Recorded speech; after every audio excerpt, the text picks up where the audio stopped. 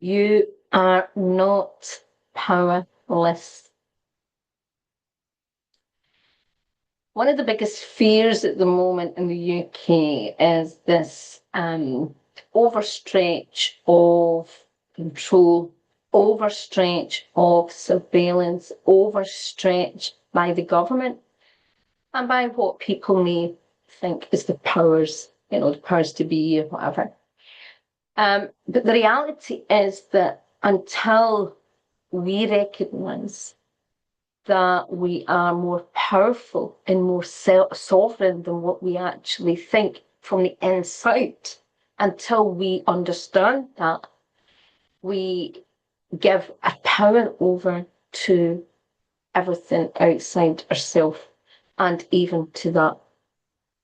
When you start to recognise your sovereignty and when you start to recognise your worth, that you are just as important as anyone else, and that you are worthy, and that you in yourself are a sovereign being, even if you don't recognise it, you are a sovereign being. When you start to recognise that you within yourself have certain rights and certain autonomy, and you have certain rights to your freedom, things begin to shift. The problem is that sometimes and often, I'm saying sometimes, most of us go through our life and there's certain areas in our life where we feel powerless, or we think we cannot create change. We cannot change those things. And that space can come from our fear and that we don't want to get disappointed again by something, whatever. But one of the things that I learned in my life, I was always, particularly when I was young, I gave my power away in so many levels. I felt controlled most of my life, and I felt, I think on many levels, I didn't really think about it like most of us do when we're children, but there was some aspect of the victim. I felt frozen by situations, and so many things froze me. I remember having to try and say no, and I would be frozen by that, to say no, to stand up for my own personal autonomy, my personal rights, and our personal opinion. And thank goodness I've moved through a lot of that. That doesn't mean that I'm immune to certain fears and don't feel at certain times that comes over me. And I have to be honest, we all have certain areas, and sometimes it's where our trauma, our disappointment, the most hurt we've had. And for me, and I've talked about this a lot, is sometimes, the medical field, and I've experienced situations where you think you've managed to do it, but sometimes you've been disappointed so much. And one of the biggest challenges for me was the amount of gaslighting that I got. And, sometimes something else just can happen that helps us shift perspective. And sometimes, we can start to recognise our sovereignty and our power, but we can hit something else in our life where we just think it seems to hit us out of nowhere and we don't know how to do it. And sometimes, yes, someone else can shift the perspective, someone else can help us, and we can ask for help to get through that part or to move through that. But if we don't understand at a core level that we are every person on earth has an equal sovereignty, right? Just because someone has a certain amount of power, someone has a certain amount of money or titles or authority or whatever, does not mean that they are any better or even any less than you at a soul level and a sovereign level. But even like the UK is has been very bad for the kind of class system, where even though people would say some of that is broke down, there is still this sort of kind of, there's this kind of more obvious, I think, because of the way the structures of the class system. And if you think about that in relation to class system, even if you think my grandparents and my dad's side were both, you could call them servants, for like they worked for Lord Stirling, and my gran worked in the kitchen, and my father was footman. And that's an example of servitude and being a servant. Now, my gran was very, very young. She was 13. She was sent over from Ireland to basically help provide for her family, her siblings, right? She was, she lost her dad very young. And there was a certain amount of pressure put on her, and obviously she would be grateful for certain jobs. And, and when you are in certain positions financially or societal, sometimes certain things, to go on in life, sometimes we may have to choose certain things that are part of our path. But that does not mean that inside we are not a sovereign being. And the more that we learn to break out that mold, because it's even identity. When people identify with their titles, identify. So if you think, well, I'm a boss, and you perceive that being a boss is better than, that you are better than the people that you manage and support, it's very distorted, right? If you think that your money makes you any better or any more sovereign than an individual, again, that is very distorted. But it's the same as people who would class themselves working class or poor. They also sometimes can judge other people with money and presume certain things and that's coming from their own ego, their own presentation of what they perceive that person to be. I've met, through life, some people that have a lot of money who actually work really, really hard, but give most of it away. And most people wouldn't realise and do things for so many people, right? But they don't ever tell anyone, and other people choose not to work as hard. And that's their choice, and that's their freedom, and that's their to choose how they live their life. And we all have a certain amount of choices every day that we can do or not do. And of course, every choice, every action has consequences. Sometimes we find ourselves in circumstances that we wish we weren't in. And in many ways, we're the only one that can change that from that shift perspective, that energy perspective. And we all have things that sometimes we find harder than maybe other people. We all have a thing that's difficult. And that doesn't mean we have to do it alone. We can get help. And it is important to ask for help. And it's important to work on where we lack our sovereignty, where we lack that ability to move in responsibility.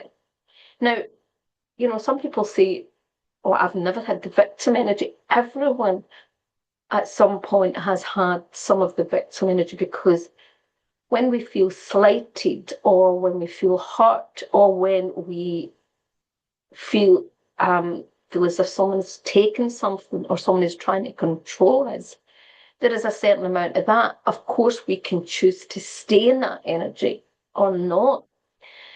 And that's a different thing. That's when, we become very much the victim. But the reality is sometimes the victim, the problem with the victim archetype, it's not just about them choosing to be the victim. They don't sometimes know how to move out of that energy.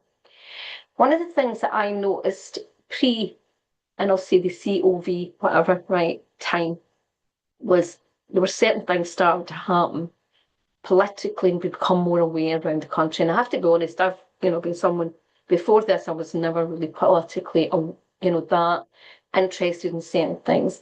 And I started to realise why that was really ignorant of me, because, I don't mean in a political, but why we choose to sometimes not get involved with things, where actually what we're doing is allowing, the more that we don't take part in certain things, some things, we actually just are leaving it for someone else to make the decision, and we can become irresponsible. So that way, where we sometimes, it's like some inactions are just as bad as is non-actions. And I don't mean from coming from peace and things like that, that's different. But what I mean is, there's some situations where we stand by and we as much of the even predator or the problem when we allow it to keep happening. But at that time, I remember speaking to someone that I know, and them saying to me, but we have no control over any things. There's no point even trying to change things, there is no point trying to do this. That was the mindset. And I was quite surprised, because this person in her own life was not someone who would just sit back. She was very proactive and would do a lot more. I mean, even I know as a parent, this person I know did, as a single parent, for example, did so many things for our children to help them, and did so many things that other people wouldn't make the sacrifice, wouldn't make the investment, wouldn't go to that extent. And it was to do with certain specific situations. Now, this is why sometimes we all have areas in our life that is almost, not saying a black hole, it's like the shadow where we can't really see. We're blind to, there's always areas that we cannot see, we're blind to. We don't see the bigger picture. So we think that we are sovereign and we are strong in every area of life, but there's actually something that we're not, because we don't notice. We're not seeing it from other people's perspective, or we're not seeing it from the higher perspective. And it's the same as everything in life. Sometimes we have strong opinions about things, about people, about situations, and we're not seeing the bigger picture. We assume we know everything, right? And this can happen in so many areas of our life. And sometimes people use that to control you. I know for me, I've had a lot of that, where even medical professionals, if I've challenged them about certain things and they've not liked it because it did not fit their status quo or their way of looking at health and medical model, they would feel threatened. And if I questioned something, that I really thought was a reasonable question, and that felt uncomfortable, it would, could end up in a backlash or even worse. But that's another story. But what I mean is, when a person is in fear, right, a person can either withdraw and pull into themselves, right, and kind of shut things out, or they can sometimes lash out or try and manipulate, get their own way. If you look at the rebel archetype, for example, some people that are very strong in the rebel archetype, when they don't get their own way or things don't go the way they want, right, or you can see them acting out like a child, a spoiled child, but the rebel child, and they will do something to spark it, and they'll say, no, I'm going to do it this way anyway. And for example, the rebel archetype is one of the most powerful archetypes at the moment for helping people break free and seeing alternate ways to break free and help to radicalize people from this very self-imposed cage that we all as human beings have put ourselves in. And I'm not saying that there's been contributing factors, but we're allowing ourselves to be put in a cage and we're allowing ourselves to be controlled, right? We're not coming together and being empowered. And a lot of the rebels and the more radical archetypes can really teach us a lot about breaking free, right? And looking at rules that need to be broken. But when they do it from a place of, I'm going to prove to you, or I'm going to do it just to get back to you, or I just don't want to do it that way, and it's like a rebel without a clause or clue, that it can create chaos, destruction, and it can backfire on them, and it can cause other people chaos, right? And so we need a bit of, sometimes when we're breaking even into sovereignty, breaking into our power, it's like a teenager has to learn how to break free from the constraints of their parents, of the control of the way that their parenting style. Sometimes, the teenager has to learn to break free and has to become independent and make decisions for themselves, and has to learn how to be. And so teenagers want more freedom because they start to notice that there's been rules and things put in place, and that there's an element of that energy has to move through. And often you find that people that have not worked through that phase, it can start happening in later years, and it can show up in all sorts of ways, and they can become really rebellious in their menopause, or hit a midlife crisis, and suddenly they start acting like a teenager, they start behaving like a teenager, because they felt, they've been suppressing this a level of feeling hemmed in, right? So the more that you break free from that and understand that you're a sovereign being, and that no other individual is there to decide what your soul is here to do, what your soul feels, and how your soul wants to express itself. When you start to recognize that, you start to own more of your soul power, your soul essence, and you start to actually live as more a sovereign being. The problem is people have been so conditioned and told this is how you must live your life in a certain way, and you have to do it, and you have to reside within this rules, and you should do it this way. Okay, we just need to look around family structures, or even the way that government structures are, and education structures, and how other people are there telling people how they should live their life, what they should believe, and how they should live their life in many levels, right? From how they should educate their children, for example, how they should bring up children. And we can see a lot of that where, again, the government is trying to control, and they tell you what your children's well-being and what you should do for the well-being and whatever. And I'm not saying a lot of that some things can't always be bad, because we know there is always people who do a lot of harm to the children, who do not, they can, for example, someone was talking to me recently about a situation where the parent was really overfeeding the children very young and extremely obese. And in some areas that would be classed as abuse and emotional and, other types of abuse of the child, because they're overfeeding the child, and the child's becoming more addicted, and they're becoming really unhealthy from a young age. And, where there's a fine line in relation to bringing your children up the right way and the healthy way. But when there's an overstretch of other people, it's like when you feel as if someone's trying to control you and manipulate. You can feel the energy. When you're very empathic or sensitive, you can tell when someone is trying to force their opinion, or they're trying to tell you how you should live your life. Or that you should do things a certain way. And of course, as part of society, we have to learn to have compassion and love people enough to want to come and connect and do what's right for the greater whole in a way as well.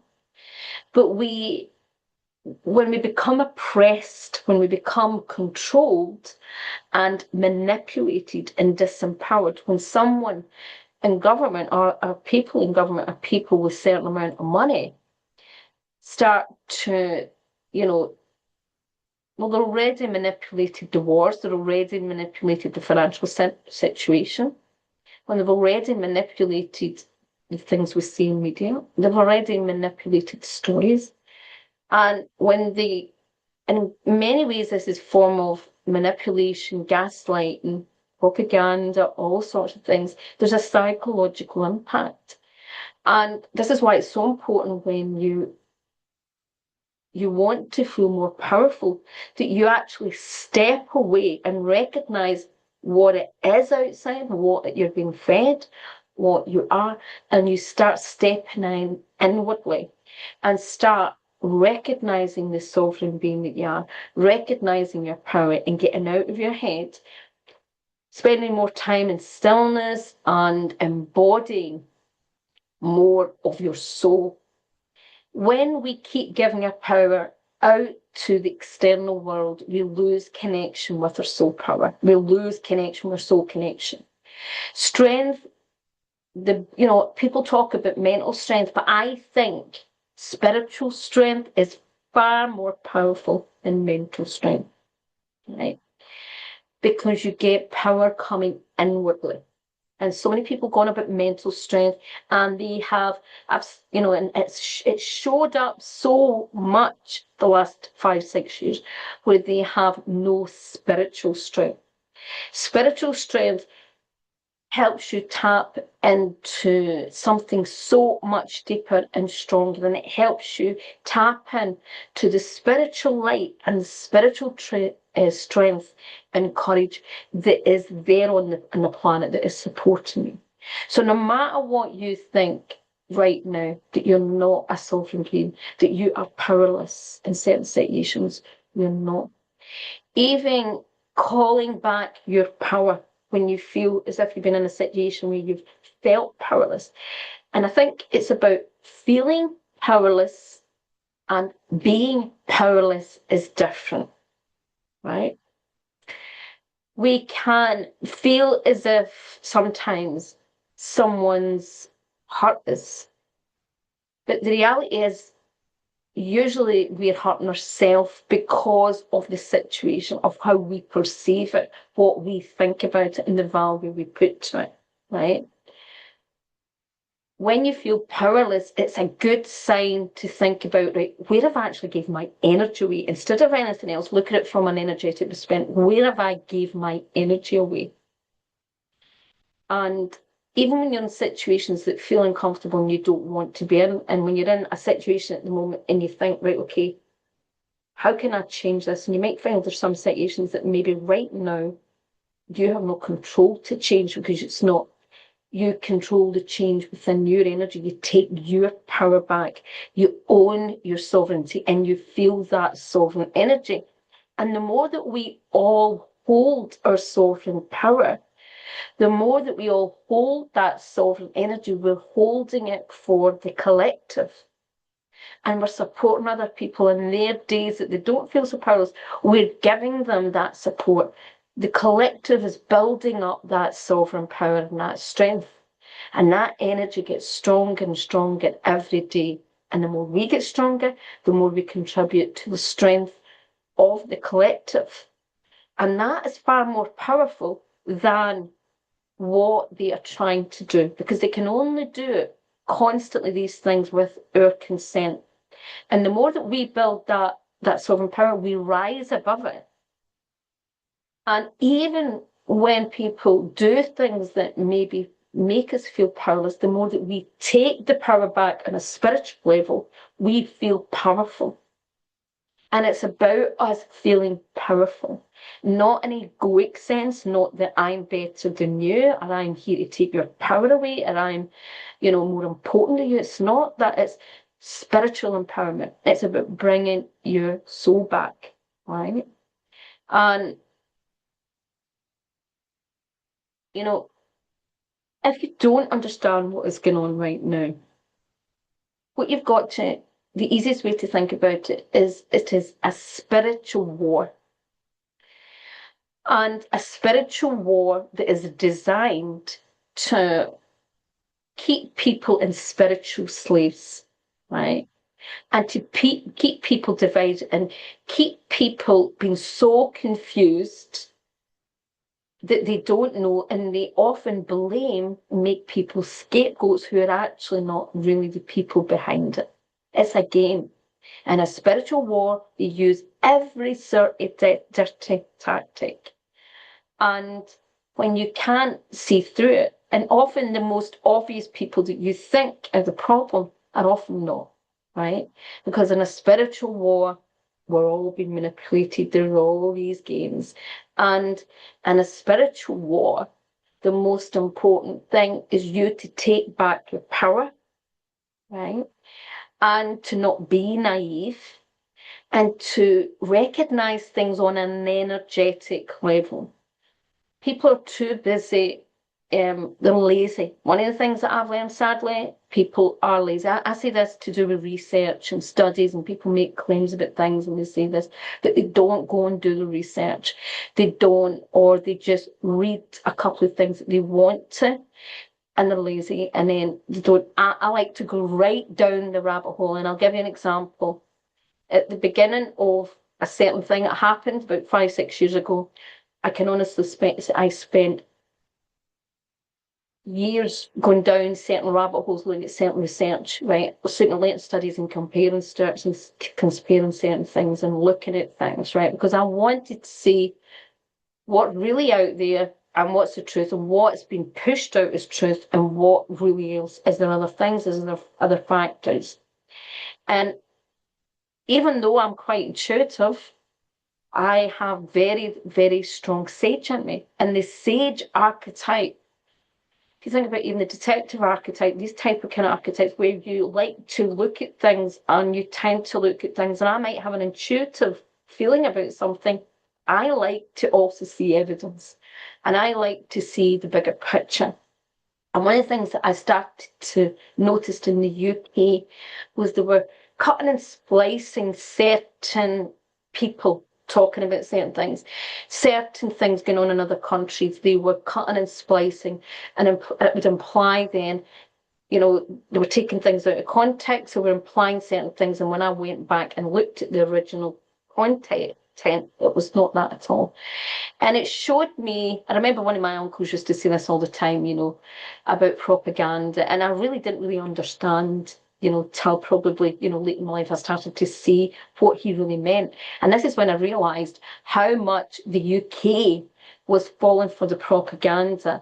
And Canada's another one. Canada's like the UK, particularly if you look at who's behind, you look at some of the people, the puppets in the governments and certain other countries, and we look at who is funding them and where a lot of them went as young people to be trained up in politically ideology and certain things.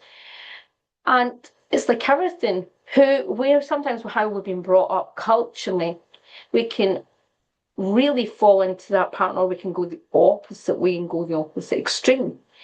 But our environment impacts us, right? And when you start disconnecting from an environment and people who think, it's okay to be controlled, it's okay to be surveilled, if that's okay, the more that you disconnect from that energy and you take back your sovereignty and power and you connect in with the sovereignty and power of the collective, you're feeding in a nice way and you're giving. It's an equal exchange. It's not that where people, when I come back to the servant thing, where there can be this power struggle thing and a power taking thing. You're back in giving and receiving. You're in the energy of that. And that is something that I'm going to be bringing out something quite soon. It's a community. Some of the things that's going to be part of it is things that I did start to run, for a few years, but I had to put on hold just to do with my health. But it's a community of where we empower each other, so we work at building the collective. We support businesses. We look at all the things that's going on and see things from a different perspective and look at solutions. We are solution focused. We're about changing humanity. We're about helping people feel more sovereign, taking their power back in their communities and their businesses, in their personal life and their family, and coming together as a team, coming together to hold that sovereign imprint, to move forward as conscious souls, as even conscious entrepreneurs, as conscious beings. Okay, so I'm going to be sharing more about that soon. Have a wonderful day. Have a wonderful week. If there's anything about this this video that you've enjoyed, please share your comments. Have a great day.